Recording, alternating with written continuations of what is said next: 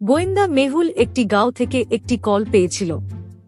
গতকাল 4 দিন ধরে সমস্ত 4টি বাড়ি থেকে চুরি করা হয়েছিল।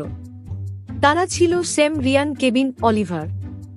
মেহুল সন্দেহ করেছিলেন যে আজ রাতেও একটি ডাকাতি হবে। নাইটবারহুডে আরও 4 জন লোক ছিলেন: আলারিক, রন, পিটার, উইলিয়াম।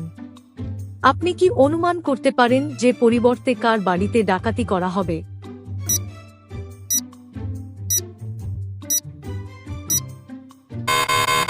প্রথম ডাকাতি স্যামের বাড়িতে ছিল। স্যামের তার নামে 3টি চিঠি রয়েছে। 2 নাম্বার ডাকাতি রায়ান হাউসের 4টি চিঠি। তৃতীয় ছিলেন কেবিন, 5টি চিঠি। একইভাবে এর পরে হবে উইলিয়াম, 7টি চিঠি। আসুন আমরা আরেকটি ধাঁধা দেখি।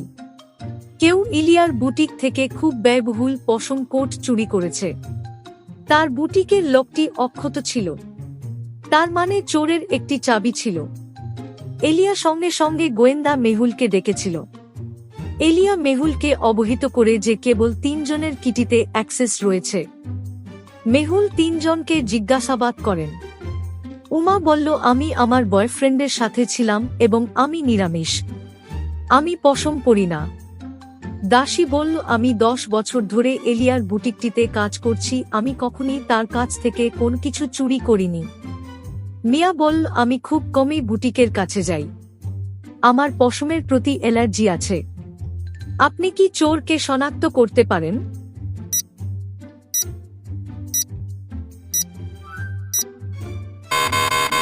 মিয়া বলেছিল যে সে পশমের সাথে অ্যালার্জি যুক্ত, তবে তার একটি বিড়াল রয়েছে।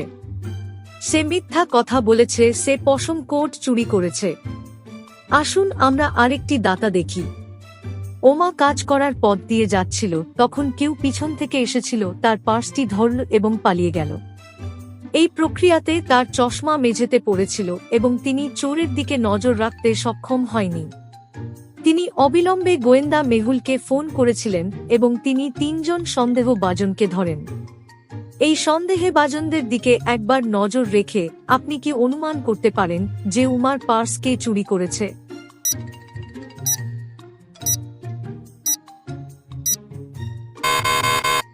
চোর এসেছিল, পার্সটি চুরি করে খুব দ্রুত চলে গেল। এই হিলা পরা এবং বীর পোস্টার রয়েছে। দুজনেই দ্রুত দৌড়াতে পারে না। সি চোর। আসুন আমরা আরেকটি দাদা দেখি। একটি কলেজে চুরি ছিল। গোয়েন্দা মেহুল মামলাটি তদন্ত করতে এসেছিল। সেখানে 3 জন সন্দেহভাজন ছিল। মেহুল তাদের 3 জনকেই জিজ্ঞাসাবাদ করে যে তোমরা এখানে কি করছো। ছাড়া বলল, আমি ওয়াশরুমে ছিলাম এবং বেরিয়ে আসার পরে এটি শুনেছিলাম। রিয়ানা বলল, আমি ক্যাফেতে ছিলাম এবং ক্যাফের বস্তু বাহিনী মেশিনে ঠিকঠাক করছিলাম। শ্যাম বলল, আমি আমার মায়ের সাথে কথা বলছিলাম।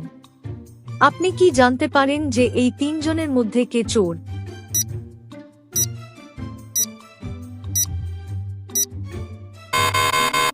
রিয়ানা মিথ্যা বলেছে, মেশিনের কোন জায়গা খালি নেই। এটি কেবল একটি কোল্ড ড্রিঙ্ক মেশিন। সে আতঙ্কিত হয়ে মিথ্যা বলল। সেই চোর।